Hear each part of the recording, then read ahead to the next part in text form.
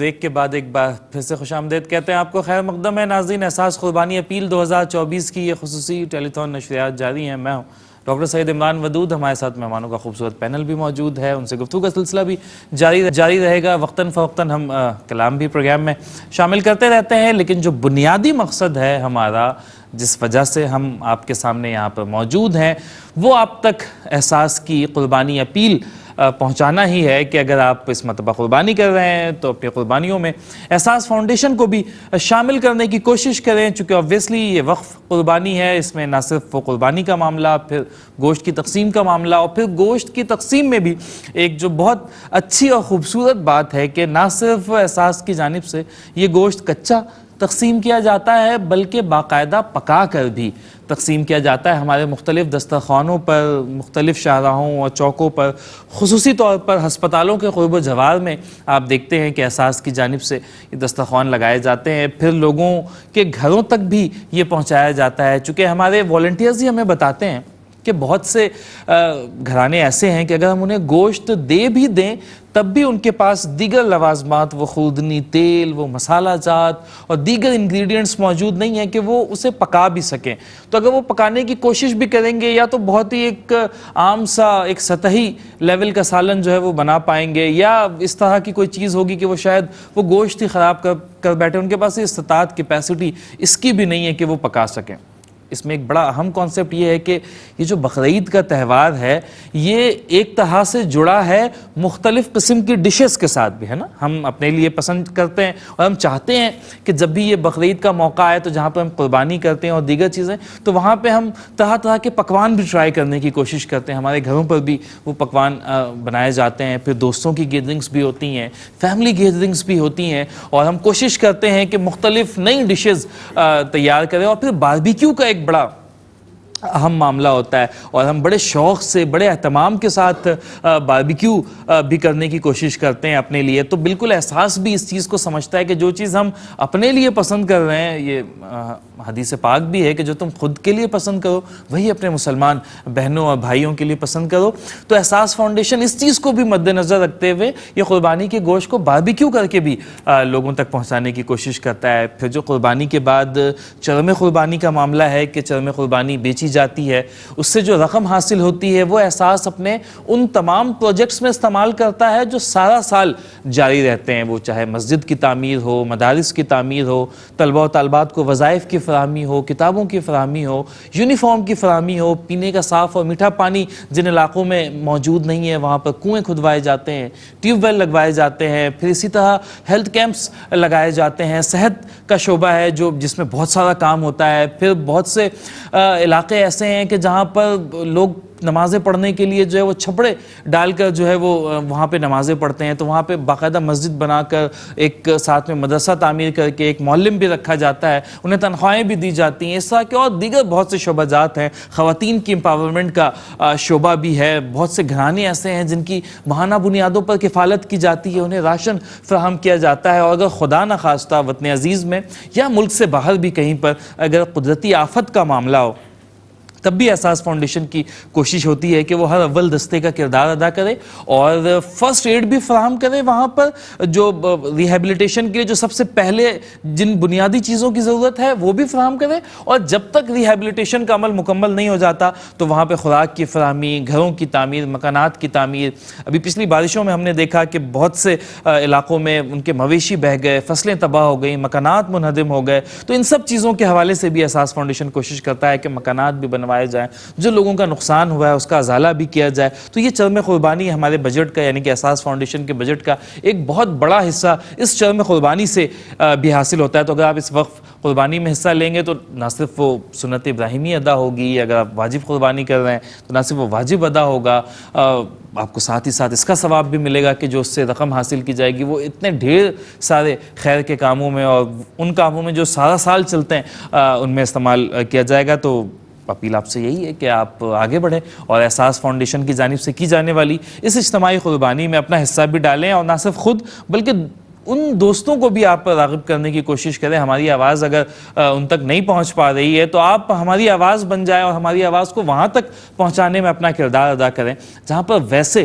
ہماری آواز نہیں پہنچ پا رہی ہے. تو ہم امید رکھتے ہیں کہ انشاءاللہ آپ کا تعاون جس طرح پہلے شامل حال رہا آئندہ بھی شامل حال رہے گا. آپ یہ قربانی کرنا چاہتے ہیں تو طریقہ کار بہت آسان سا ہے. ہمارے نمبرز اسکرین پر موجود ہیں. You just have to dial the number. ہمارے نمائندے آپ کو 24/7 ان نمبرز پر ملیں گے. اگر آپ کا کوئی نمائندہ پاکستان میں یا انڈیا میں رہتا ہے تو آپ ہمارے آفیسز بھی تشریف لا سکتے ہیں, ہمارے نمائندوں سے ملاقات کر سکتے ہیں. مزید کوئی تفصیلات آپ نے جاننی ہو تو آپ ہمارے نمائندوں سے پوچھ سکتے ہیں. آپ اپنی رقم ہم تک بھیجیں گے, تفصیلات نوٹ کروائیں گے. کسی مخصوص علاقے میں اگر آپ یہ قربانی کرنا چاہتے ہیں تو وہ مینشن کریں گے. انشاءاللہ قربانی کے دن شرعی تقاضوں کے مطابق یہ قربانی انشاءاللہ ادا کر دی جائے گی اور علماء کرام کی زیر نگرانی یہ قربانی ادا کر دی جائے گی. احساس فاؤنڈیشن کے حوالے سے ہم آپ کو بتاتے ہی رہتے ہیں. مزید تفصیلات بھی پروگرام کے اس سیگمنٹ میں بھی اور آنے والے سیگمنٹ میں بھی انشاءاللہ ہم آپ سے شیئر کریں گے. لیکن اب اس سیگمنٹ میں ہمارے ساتھ جو مہمان موجود ہم چاہیں گے گفتگو کے سلسلے کو ایک بار پھر سے جوڑیں, لیکن اس سے پہلے ایک نعت رسول مقبول صلی اللہ علیہ وآلہ وسلم پروگرام میں اور پھر گفتگو کا سلسلہ اپنے مہمانوں سے شروع کریں گے. جی باسط. اس کرم کا کروں شکر کیسے ادا, رسول اللہ سیدی یا حبیب اللہ سیدی یا رسول اللہ سیدی یا حبیب اللہ. لمحہ لمحہ ہے مجھ پر نبی کی عطا, لمحہ لمحہ ہے مجھ پر نبی کی عطا. دوستوں اور مانگوں میں مولا سے کیا, دوستوں اور مانگوں میں مولا سے کیا.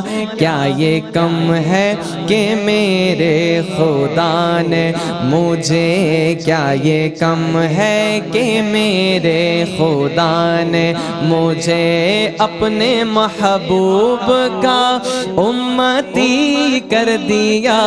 کیا یہ کم ہے کہ میرے خدا نے مجھے, جب لیا نام نبی میں نے دعا سے پہلے, جب لیا نام نبی میں نے دعا سے پہلے, ہو گئی مجھ پہ عطا میری دعا سے پہلے. لمحہ لمحہ ہے مجھ پر نبی کی عطا.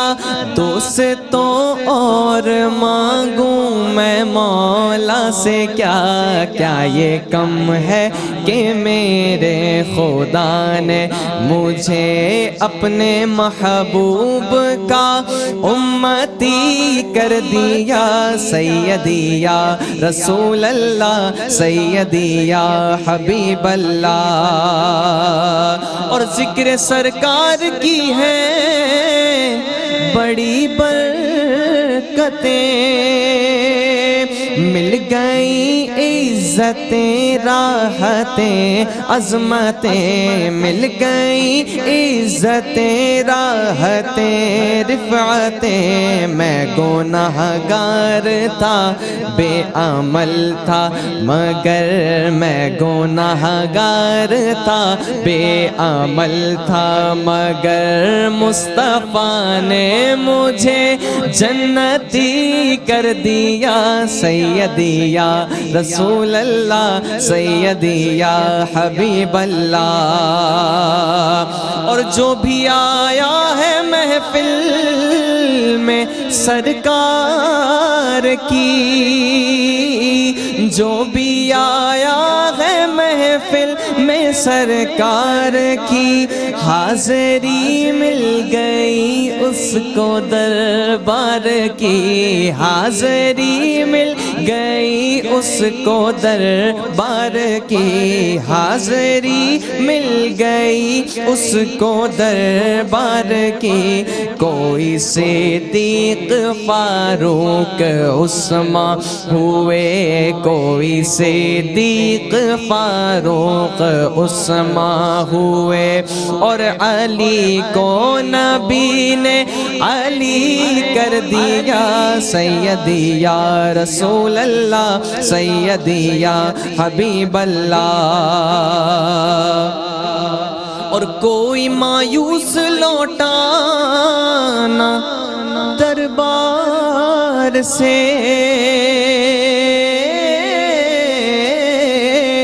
کوئی مایوس لوٹا نہ دربار سے، کوئی مایوس لوٹا نہ دربار سے، جو بھی مانگا ملا اس کو سرکار سے، جو بھی مانگا ملا اس کو سرکار سے، صدقے جاؤں نیازی میں لجپال کے، صدقے جاؤں نیازی میں لجپال کے، ہر گدا کو سخی نے سخی کر دیا، سیدی یا رسول اللہ، سیدی یا حبیب اللہ، سیدی یا رسول اللہ، سیدی یا حبیب اللہ، سیدی یا رسول اللہ، سیدی یا حبیب اللہ۔ کیا کہنے ہیں بھائی، ماشاءاللہ ماشاءاللہ باسط، ماشاءاللہ سلامت اللہ۔ مجھے حج کے حوالے سے آپ سے کچھ مزید سوالات ہیں۔ حج میں مختلف مناسک ہوتے ہیں، یوم عرفہ کو کہا جاتا ہے کہ یہ حج کا رکن اعظم ہے عرفہ کو، اور کہا جاتا ہے کہ یہی حج بھی ہے، مطلب یہاں تک کہا جاتا ہے۔ تو اس کی اس قدر فضیلتوں کی کیا وجہ ہے، اور حج کا سب سے مین رکن ہونے کی عرفہ کی کیا وجہ ہے؟ بسم اللہ الرحمن الرحیم۔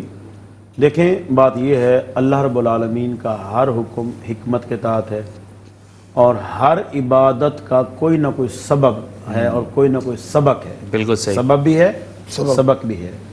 تو میدان عرفات ایک تاریخی حیثیت رکھتا ہے کہ روایات کے مطابق جب حضرت آدم علیہ السلام کے جسم کے لیے مٹی جمع کی گئی تو یہی جمع کی گئی، اور ان کے جسم کی مٹی تیار کی گئی تو یہی تیار کی گئی، اور اس کے بعد حضرت آدم علیہ السلام اور حضرت اماں حوا کی جو ملاقات ہوئی ہے، جو تعارف ہوا ہے دنیا میں آنے کے بعد، وہ یہی ہوا ہے۔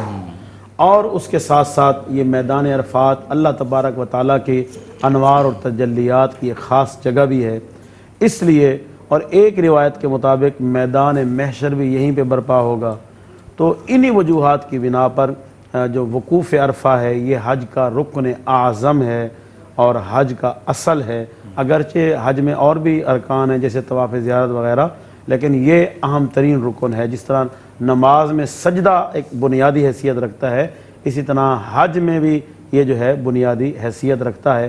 اور اس کی جو سبب ہے وہ تو میں نے عرض کیے، اور اس کی جو وجہ ہے، سبق ہے، وہ یہ ہے کہ حج میں جس طرح ایک لاکھوں انسانوں کا سمندر جو ہے وہاں موجود ہوتا ہے، اور ہر طرف سر ہی سر ہوتے ہیں، ہر طرف اللہ کے بندے ہی بندے ہوتے ہیں، تو یہ میدان محشر کی بھی یاد دلاتا ہے کہ ایک دن ایسا آئے گا جو محشر کا میدان ہوگا، ساری انسانیت اللہ پاک کی بارگاہ میں حساب دینے کے لیے جمع ہوگی۔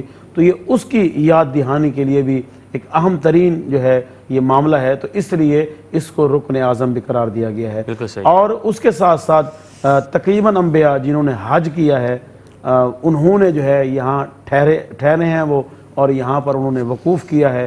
حضرت ابراہیم علیہ السلام سمیت آپ سے پہلے بھی جنہوں نے حج کیا، یا آپ کے ہوتے ہوئے، یا حضور تک جو انبیاء، اور اب بھی روایات میں آتے ہیں بعض انبیاء روحانی طور پہ یا جسمانی طور پہ حج میں آتے ہیں، تو اس لیے ایک ان کی ادا بھی ہے، اللہ کے پیاروں کا طریقہ بھی ہے۔ تو ان وجوہات کی وجہ سے جو وقوف عرفہ ہے یہ رکن اعظم ہے، اور سمجھیں اصل حج کا جو طریقہ ہے وہ یہی ہے۔ بالکل ٹھیک ہے۔ پھر وہ جو رمی ہے اور وہ شیطان کو کنکریاں مارنے کا عمل ہے، تو اس میں بھی دیکھا جاتا ہے کہ بہت سے لوگ جو ہے وہ کوشش کرتے ہیں کہ بڑی زور سے وہ ماریں، یا کسی اور چیز کے ساتھ جو ہے وہ اس کو کنکریوں کے بجائے، لیکن ہمیں حکم تو کنکریاں مارنے کا ہی ہے شیطان کو۔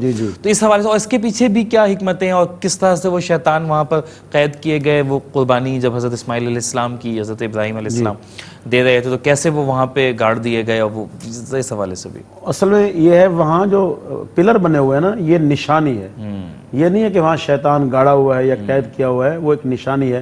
اصل حضرت ابراہیم علیہ السلام جب اپنے بیٹے کو اسماعیل علیہ السلام کو قربان کرنے کے لیے لے جا رہے تھے، تو ظاہر شیطان انسان کا دشمن ہے، اور ازل سے ہی اس نے کوشش کی ہے کہ انسان اللہ کی نافرمانی کی طرف آئے.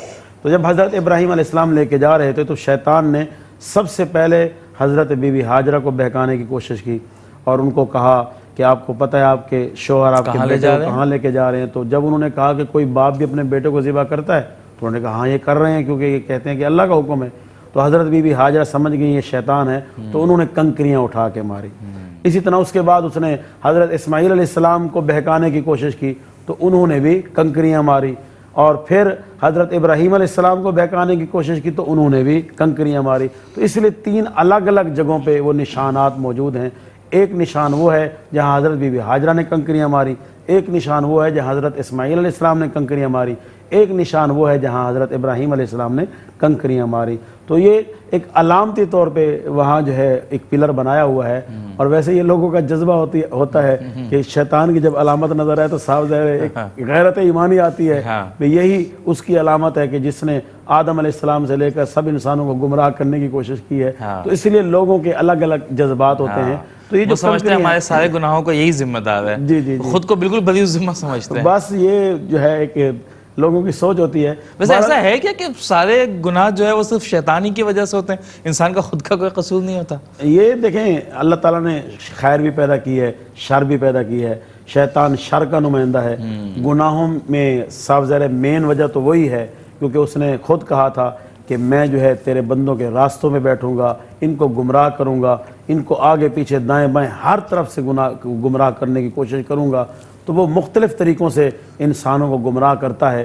تو اس لیے مین جو وجہ ہے وہ تو یقیناً یہی ہے. اس کے ساتھ ساتھ ہمارے اندر بھی ایک شیطان بیٹھا ہے نا, نفس امارہ, وہ بھی جو ہے اسی کا نمائندہ ہے. جب تک اندر کا دشمن آپ کا جو ہے نا ساتھ نہ دے تو باہر کا دشمن کامیاب نہیں ہو سکتا ہے. پہلے جوتے کے اندر موجود کنکری, وہ ایک کنکری بھی ہونا تو تکلیف دیتی ہے, ورنہ جوتوں کے باہر جو ہے وہ ہزار سینکڑوں کنکریاں. ویسے بھی جو مسلمان ہیں آپ اگر ان کی تاریخ پڑھیں, ان کو ہمیشہ جب نقصان دیا ہے تو اندر کے دشمن نہیں دیا ہے, چاہے ظاہری طور پہ دیکھیں یا ہمارے جسمانی طور پر دیکھیں. تو ہمیں پہلے خود پہ اپنی مٹی پہ چلنے کا سلیقہ سیکھو, سنگ مرمر پہ چلو گے تو پھسل جاؤ گے, اور یہ جو آج تمہیں دیتے ہیں رفاقتوں کا فریب, ان کی تاریخ پڑھو گے تو دہل جاؤ گے.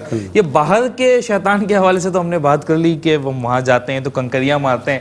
یہ جو رانا صاحب اندر کا شیطان ہے اور یہ ہمیں ہر وقت اکساتا رہتا ہے, اور بہت سے انسان جو ہے وہ شیطان کا روپ دھارے ہوتے ہیں, اور وہ جسے دیکھ کر شیطان بھی پناہ مانگے. یہ اس چیز کو کیسے کوپ اپ کریں, اس کو کنکریاں کیسے ماریں اور اس کو کیسے توڑیں؟ ابھی علامہ صاحب نے فرمایا نا کہ نفس ہمارا شر خیر, یہ تو اللہ تعالیٰ کا نظام ہے. ہمیں حکم دیا گیا کہ اپنے آپ کو ان سے بچاؤ. بچنے کا طریقہ باعمل مسلمان ہونا ہے. اللہ تعالیٰ کے بتائے ہوئے احکامات کی روشنی میں اپنی زندگی کا لاہے عمل بنائیں, شیطان آپ کو کچھ نہیں بگاڑ سکتا, وہ اندر کا ہو یا باہر کا ہو. اصل پرابلم کیا ہے کہ ہم 2 راہیں پہ ہیں. ہم اندر سے اتنے کمزور ہیں, باہر کی چکا چوند روشنی میں بہک جاتے ہیں, تو پھر شیطان حاوی ہو جاتا ہے. ہمارے معاملات میں اللہ تعالیٰ نے ہمیں بہت زیادہ آسانیاں دی ہے, اور کہا گیا ہے کہ شیطان کے سر سے بچو جتنا ممکن ہو سکے. جی جی. تو میرا اپنا ذاتی خیال یہ ہے کہ اس معاملے کو ہمیں صرف اپنے عملی زندگی اختیار کر کے اسلامی طریقے کے مطابق اپنی زندگی کو ڈالے تو انشاءاللہ آپ کا شیطان کوئی نہیں بگاڑ سکتا. تبھی ہمیں کہا گیا نا کہ اپنے جو نفس کے ساتھ جہاد ہے وہ جہاد اکبر ہے, یعنی کہ سب سے بڑا جہاد وہی ہے. آپ نے سب سے پہلے اس پر قابو پانا ہے, تو باہر کی چیزوں پر قابو پانا پھر نسبتاً آسان رہ جاتا ہے. آپ کا گھر مضبوط ہے تو باقی تو مسئلہ ہی نہیں. پھر بالکل یہی ہے, باہر سے حملہ کوئی نہیں ہو سکتا. اچھا, یہ ہر چیز پہ شیطان کو بلیم کرنا یہ بھی ٹھیک ہے کہ یار بس شیطان نے بہکا دیا تھا, کر ہم نے آسان طریقہ ڈھونڈ لیا نا, بس یہی کانسیپٹ, اپنے معاملات کو چھپانے کے لیے ساری ذمہ داری آپ پہ ڈال دی کہ چلو وہ شیطان ہی کراتا جو کرتا ہے, لیکن ایسا ہے نہیں. جب آپ کے اندر کا شیطان ہے نا وہ آپ کے کنٹرول میں ہے. باہر والا تبھی حملہ کرے جب آپ اندر سے کمزور ہے. تو مجھے تو سہولتیں ملتی ہیں جب تو باہر والا شیطان میری ہیلپ کرتا ہے, وہ مجھے چکا چوند روشنیاں دکھاتا ہے, تو پھر میں اندر سے کہتا ہوں یار مٹی پاؤ. شیطان کا تو طریقہ کار ہے, وہ وسوسے ڈالتا ہے اور ہر ممکن کوشش کرتا ہے. مجھے ایک وہ قول بھی یاد آتا ہے کہ شیطان جن صورتوں میں بہکاتا ہے نا اس میں سے اکثر صورتیں نیک ہوتی ہیں. وہ نیک صورتوں میں بہکاتا ہے. مطلب وہ ڈائریکٹلی کسی سے یہ نہیں کہتا کہ چلو آج سے تم چور بن جاؤ, آج سے چوری اسٹارٹ کر دو. وہ پہلے بتائے گا کہ اچھا تمہارے پاس یہ حساب کتاب ہے, یہ تمہارے پاس 1 لاکھ کا حساب, ابھی تمہیں 5,000 روپے کی ضرورت ہے, اسے رکھ لو, بعد میں جب ہوں گے تو واپس کر دینا, ابھی کسی کو بتاؤ نہیں. تو وہ رکھ لیتا ہے 5,000. پھر تھوڑا وقت گزرتا ہے تو اس کی ضرورت مزید بڑھ جاتی ہے کہ چلو ابھی یہ 5,000 رکھ لیا, 5,000 اور رکھ لو, جب آئیں گے تو 10,000 واپس شامل کر دینا. اس طرح کی پریکٹس سے آہستہ آہستہ وہ اس جانب آتا ہے. آج ایک واقعہ رپورٹ ہوا ہے اخبار میں پڑھ رہا تھا, کمپنی نے ایک آدمی کو پیسے دیے 10 لاکھ روپے, صحیح, کہ ڈاکٹر صاحب کو دے کے آ جاؤ. صحیح. وہ کہتا ہے کہ مطلب اس نے شور مچا دیا, رپورٹ کرا دی, میری ڈکیتی بڑھ گئی, میں روڈ پہ جا رہا تھا, مجھے ڈاکو نے لوٹ لیا. تو جب انویسٹیگیٹ کیا گیا تو پتہ یہ چلا, اس کو ڈانٹ ڈپٹ کی, اس کی باتوں سے پتہ کر لیتے یہ لوگ. تو اس نے کہا جی بات یہ ہے کہ بس میرے دل میں نا لالچ آ گیا, تو میں بہک گیا تھا, کون دیکھ رہا ہے, چلو یہ بھی ڈرامہ کر کے دیکھتے ہیں. تو یہ جو ڈرامے ہیں یہ سب وسوسہ تو ڈالتا ہے شیطان, اس میں کوئی شک نہیں ہے, بہکاتا ہے. ایمان کی مضبوطی آپ کو ان کاموں سے بچا سکتی ہے. اور فی زمانہ ہم, سچی بات ہے, میں تو عام کہتا ہوں, اللہ معاف کرے, ہم دنیاوی لحاظ سے جو کچھ کر رہے ہیں ہم ایمان کے 30 درجے پر ہیں کہ چلو دل سے برا کہہ لو, عملی طور پہ ہم. اور بہت سی چیزوں میں تو علمان الحفیظ کہ وہ دل میں بھی برا جاننا جو ہے وہ اس کو بڑا, میں کہتا ہوں اس سے نیچے ہے ہی نہیں جگہ, ورنہ سے 4تھے 5ویں درجے پہ ہوتے, وہ تو 30 درجہ بنایا گیا ہمارے لیے. ہمیں حتی الامکان کوشش کرنی چاہیے کہ ہم باعمل مسلمان ہو جائیں, اور انشاءاللہ پھر شیطان آپ کا کچھ بھی نہیں بگاڑ سکے گا. لیکن اگر میرے دماغ میں وسوسے ہی اتنے ہیں یار میں نے اس راستے پہ جانا کیوں جاؤں, مجھے کیا ملے, یہ بڑا مسئلہ ہو گیا آج کل نوجوان. جب آپ میں ایمان ہو نا تو وہ وسوسے, پھر آپ کو مجھے شیخ عبد القادر جیلانی رحمہ اللہ علیہ کا وہ واقعہ یاد آتا ہے کہ جب ان پر ایک بادل سایہ کیے ہوئے تھا اور وہ جہاں جائیں وہ بادل ان پر سایہ فگن, تو شیطان جو ہے وہ دل میں وسوسہ ڈالتا ہے کہ تم تو بہت ہی نیک انسان ہو, اللہ کے بہت مقرب بندے ہو, بہت نیک بندے ہو, اور یہ بادل تم پر ہے. اور پھر آہستہ آہستہ کر کے اس سے کہتا ہے کہ بھئی یہ تم پر جو ہے وہ نماز جو ہے وہ معاف کر دی گئی ہے, اور اب تم نماز سے جو ہے وہ آزاد ہو, نماز نہ بھی پڑھو تو تم اللہ کے اتنے قریبی بندے ہو. تو شیخ عبد القادر جیلانی رحمہ اللہ علیہ نے کہا کہ یہ تو نبیوں پر معاف نہیں تھا, اصحاب پر معاف نہیں تھا, میری کیا حیثیت ان لوگوں کے سامنے. تو شیطان نے ان سے کہا کہ شیخ عبد القادر آج تمہیں تمہارے ایمان نے بچا لیا, تمہیں تمہارے علم نے بچا لیا. تب انہوں نے جواب دیا کہ مجھے میرے علم نے نہیں بچایا, مجھے اللہ کے فضل نے بچایا. تو کہا کہ یہ حقیقی معنوں میں یہ حربہ تھا اسے بہکانے کا, کہ اسے علم کا غرور دلا کر اس راستے جو ہے وہ بہکا دیا جائے, کہ اسے اپنے علم پر اتنا غرور ہو کہ وہ کہے کہ ہاں میرا علم ایسا ہے کہ میں جو ہے وہ.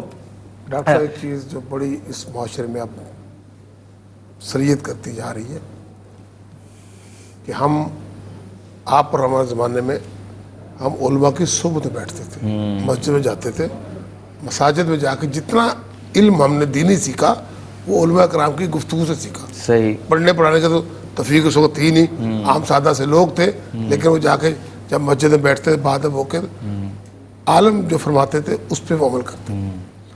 آج ہم نے اس عمل کو چھوڑ دیا ہے. بچے مسجدوں میں جاتے ضرور ہوں گے, نماز پڑھتے ہوں گے, نماز شریف میں بھی رونقیں رہتی ہیں, سب کچھ ہوتا ہے, اور وہاں بیٹھنا پسند نہیں کرتے. بٹ جلدی گئے, وہ جو علم آپ کو ملتا تھا نا, جس میں آپ کی تربیت ہوتی تھی, اس کا فقدان آ گیا. ہاں بالکل, وہ ادب جو ادب تھا نا, ادب پہلا قرینہ ہے محبت کے قرینوں, اس کی وجہ سے پھر یہ وسوسے اور سارے معاملہ دنیا معاملے ہم نے حاوی ہوتے جا رہے ہیں ہم پہ. شیطان اس طرح حاوی ہوتا ہے نا. اب مثلا ایک عام سی بات ہے, میں حیران ہوتا ہوں سن کے کہ عشاء کی 9 رکعتیں ہیں. وہ بھائی ساری زندگی تو ہم نے 17 پڑھی ہے, اب 9 کہاں سے آگے بیچ میں. یہ آسانیاں, پتہ ہے کیا صاحب, آج کا وقت ایسا آ گیا نا, ہم سنت کو سنت سمجھ کے چھوڑ دیتے ہیں کہ یہ تو سنت ہے. میں کہہ رہا ہوں یہ بدقسمتی ہے. صحابہ کرام اپنی جانیں لٹا دیا کرتے تھے کہ سنت, ایک سنت کو اپنانے کے لیے. آج ہم سنت کو یوں یہ سوچ کے چھوڑ دیتے ہیں کہ یہ تو سنت ہے. یہ نوجوان نسل بیٹھی نہیں ہے صحبتوں میں, انہوں نے بیٹھنا چھوڑ دیا ہے. موبائل نے بہکا دیا, اور ماں باپ کہتے بھی رہتے جاؤ مسجد جاؤ.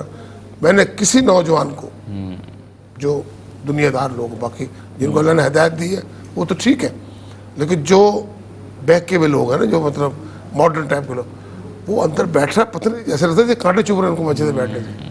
وہ عالم دین کے پاس بیٹھنے کے بعد آگے ہم اپنے زمانے میں اگلی صف میں بیٹھا کرتے تھے کہ نہیں اب سے باتیں سننی ہے، اب کو بیٹھتے نہیں ہے.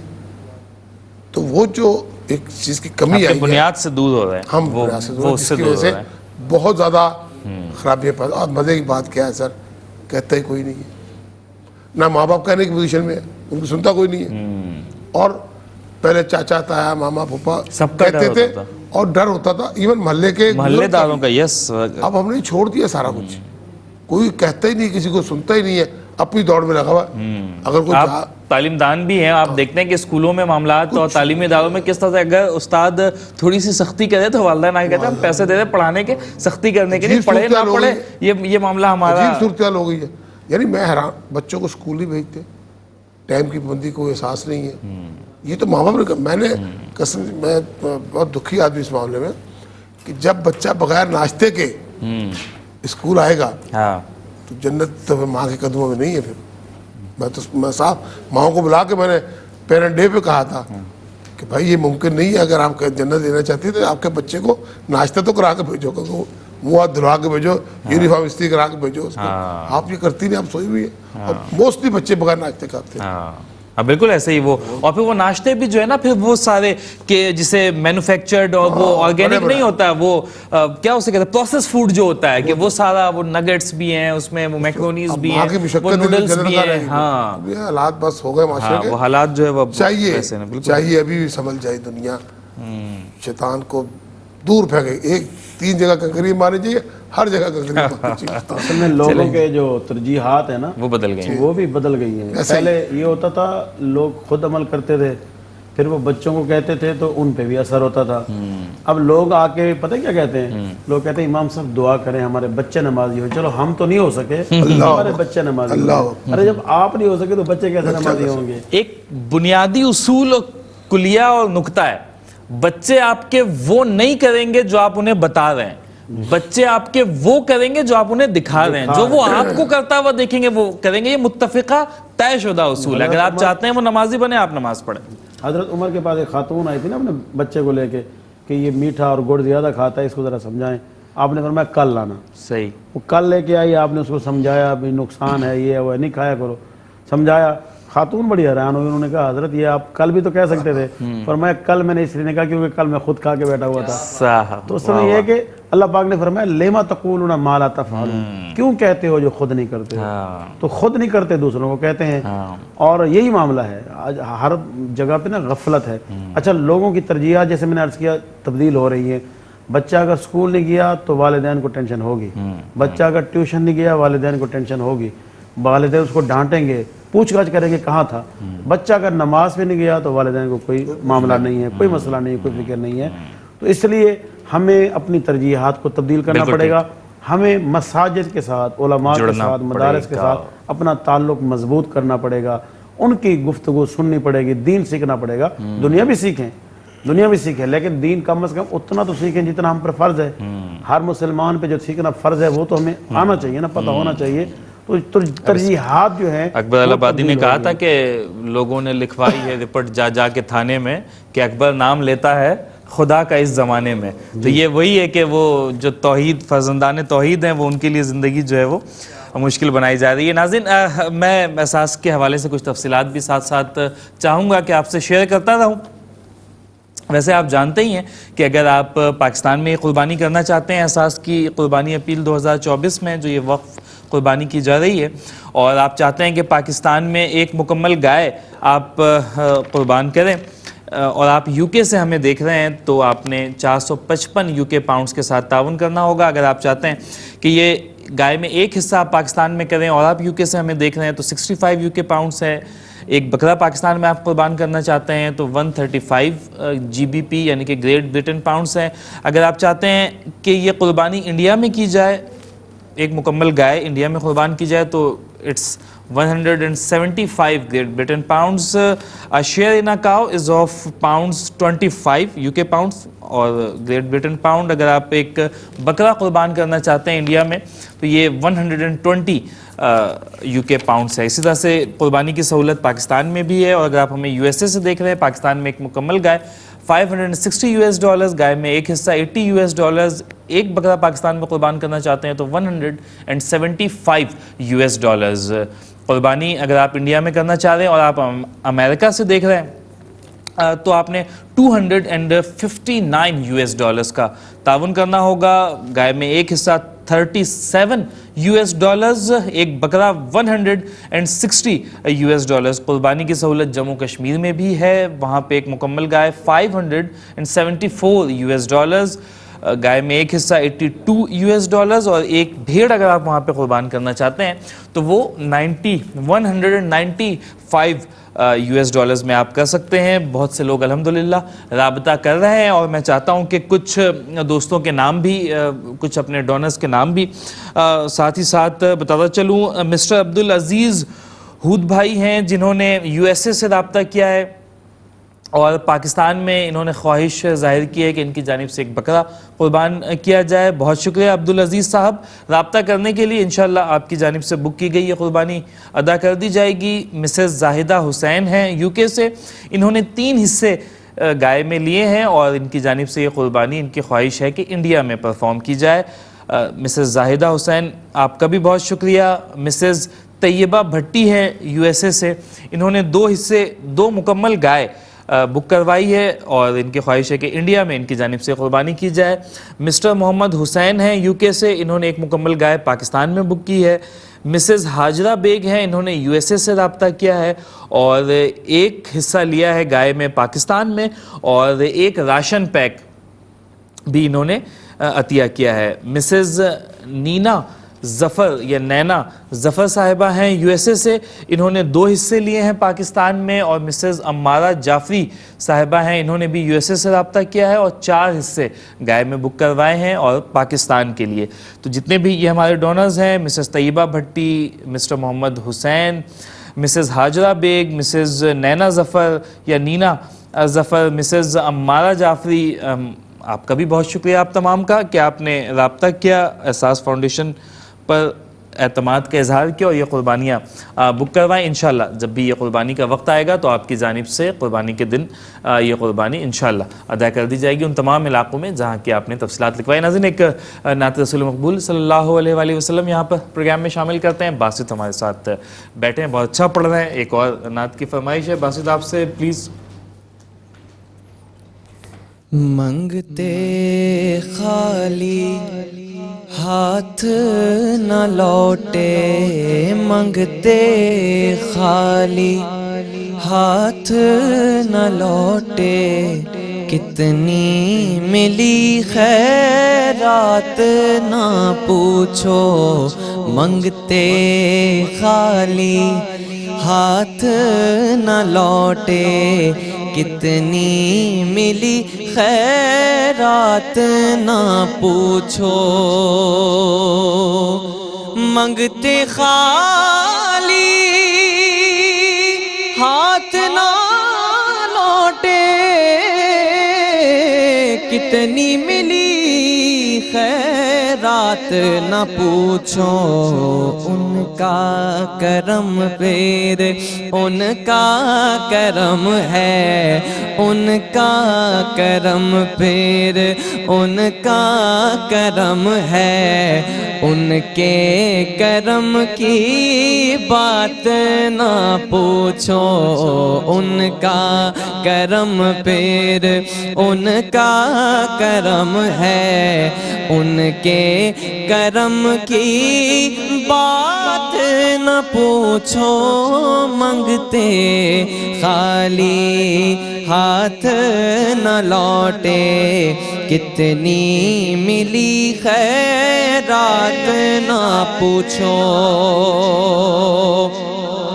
اور ظاہر میں تسکین دل و جان, باطن میں معراج دل و جان. ظاہر میں تسکین دل و جان, باطن میں میرا ताज दिलो जान नाम नबी फिर नाम नबी है नाम नबी फिर नाम नबी है नाम नबी की बात न पूछो उनका करम फिर उनका करम है उनके करम की बात ना पूछो मैं क्या मेरी हकीकत सब कुछ है सरकार की निस्बत मैं क्या मेरी हकीकत सब कुछ है सरकार की निस्बत मैं तो बुरा हूँ मैं तो बुरा हूँ मैं तो बुरा हूँ लेकिन मेरी लाज है किसके हाथ ना पूछो मैं तो बुरा हूँ लेकिन मेरी लाज है किसके हाथ ना पूछो उनका करम फिर उनका करम है उनके करम की बात ना पूछो और खालिद में बस इतना कहूँगा जाग उठा अश्कों का मुकद्दर खालिद में बस इतना कहूँगा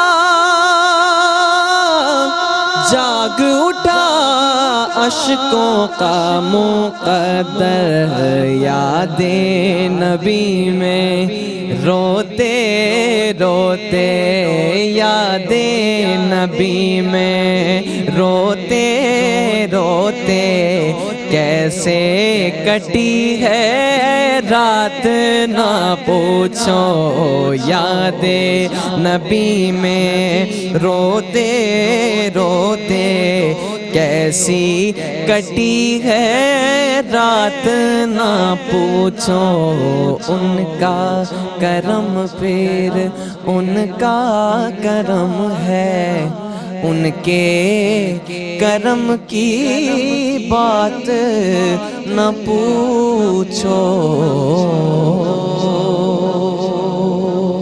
भाई जिंदाबाद बासित माशाल्लाह माशाल्लाह अल्लाह ने बहुत अच्छी आवाज़ दी है और खूबसूरत अंदाज से माशाल्लाह पढ़ते हो अल्लाह तुम्हारी आवाज़ को सलामत रखे लहजे को सलामत रखे खुश लहानी में मज़ीद इजाफा मज़ीद बरकतें अता फरमाए नाज़रीन एहसास क़ुरबानी अपील 2024 की खुसूसी टेलीथॉन नशरियात जारी हैं हम आपसे अपील कर रहे हैं कि आप अगर इस मरतबा क़ुरबानी कर रहे हैं तो अपनी क़ुरबानियों में एहसास फाउंडेशन को याद रखें यकीनी तौर पर आपकी जानिब से की गई ये क़ुरबानी ना सिर्फ उस सुन्नत की पैरवी है उस वाजिब की अदायगी है बल्कि साथ ही साथ अगर आप ये क़ुरबानी महज वक्फ की नीयत से कर रहे हैं यानी कि वक्फ क़ुरबानी अदा कर रहे हैं तो इसमें इसार का जज्बा भी शामिल हो जाएगा कि आप चाहें तो वो गोश्त आप अपने घर पर क़ुरबानी करके ख़ुद भी इस्तेमाल कर सकते हैं लेकिन आप चाहते हैं कि वो हम तो इस्तेमाल करते ही रहते हैं हमारी जानिब से वो दूसरों को अतिया कर दी जाए तो इसमें इसार का सवाब भी शामिल हो जाएगा। फिर जो रसूल खुदा ने हमें उम्मत वाहिदा का पैगाम दिया है मुसलमानों के माबैन एक उख़ुवत का रिश्ता कायम किया है हमें उसका सवाब भी मिलेगा कि हम अपने दूसरे मुसलमान बहनों और भाइयों का ख्याल भी रख रहे हैं। सिर्फ हम अपनी ज़ात के लिए ज़िंदा नहीं हैं हम अपनी ज़ात के लिए नहीं जी रहे हम उनका ध्यान भी रख रहे हैं उनका ख्याल भी रख रहे हैं हमें उसका सवाब भी मिलेगा हमें भाईचारे का सवाब भी मिलेगा हमें दर्दमंदी का सवाब भी मिलेगा कि हमारे दिल में ये दर्द मौजज़न है और ये खुदा की नेमत है कि हम ये दर्द महसूस करते हैं कि अगर मेरा कोई दूसरा मुसलमान हम वतन हम मज़हब परेशान हाल है और वो अल्लाह की दी गई नेमतों को इस्तेमाल नहीं कर पा रहा तो हमें यह खौफ है कि कल बरोज़ क़यामत हमसे भी ये पूछा जा सकता है कि तुम्हें तो आसानियाँ थीं तुम्हारे पास तो नेमतों की फरावानी थी तुमने इन आसानियों में इन नेमतों की फरावानी में کتنے دوسرے لوگوں کو شامل کیا، تب ہمارے پاس جواب دینے کے لیے کیا ہوگا؟ یہی ٹوٹی پھوٹی کچھ عبادتیں ہوں گی، یہی ٹوٹی پھوٹی کچھ ڈونیشنز ہوں گی۔ اللہ نے آج ہمیں بہت صاحب استطاعت کیا ہے، ہمیں شاید ہم میں سے بہت سے لوگ ایسے ہیں کہ جنہیں اپنے مال و دولت کا حقیقی معنوں میں اندازہ بھی نہیں ہوتا۔ ان سے اگر پوچھا جائے کہ بتائیں آپ کے کتنے بینک اکاؤنٹس ہیں اور تمام اکاؤنٹس میں کتنے پیسے، تو میں یقین سے کہہ سکتا ہوں کہ بہت سے دیکھنے والے ناظرین اس وقت ایسے ہوں گے کہ جنہیں صحیح رقم کا اندازہ نہیں ہوگا، انہیں چیک کرنا پڑے گا جا کر موبائل اپلیکیشن کے ذریعے، یا وہ اپنے بینک مینیجر کو فون کریں گے یا اسٹیٹمنٹ دیکھیں گے یا ای میل چیک کریں گے، پھر جا کر انہیں یہ بات کنفرم ہوگی کہ حقیقی معنوں میں ان کے پاس اس وقت کتنا پیسہ پڑا ہے۔ تو جب اللہ نے آپ کو اتنی آسانیاں دے رکھی ہیں تو یہ ہماری ذمہ داری بنتی ہے، ہمارا فرض بنتا ہے کہ ہم جو لوگ پریشان حال ہیں، جو دکھوں میں ہیں، جو پریشانیوں میں ہیں، جو اس طرح کی نعمتوں کو استعمال نہیں کر پاتے، ہمیں ان کا بھی دھیان رکھنا ہے، ہمیں ان کا بھی خیال رکھنا ہے تاکہ وہ بھی زندگی کے دھارے میں واپس آ سکیں۔ ایک فیملی کو اگر یہ گوشت پہنچ رہا ہے تو اس میں صرف نوجوان لوگ نہیں ہیں، اس میں ایک بڑی عمر کے افراد ہی نہیں ہیں، ایک فیملی میں بچے بھی ہوتے ہیں، بوڑھے بھی ہوتے ہیں۔ کہتے ہیں کہ جب کوئی انسان جو ہے وہ بڑی عمر کو پہنچ جاتا ہے تو اس کا دل بھی بچے جیسا ہو جاتا ہے۔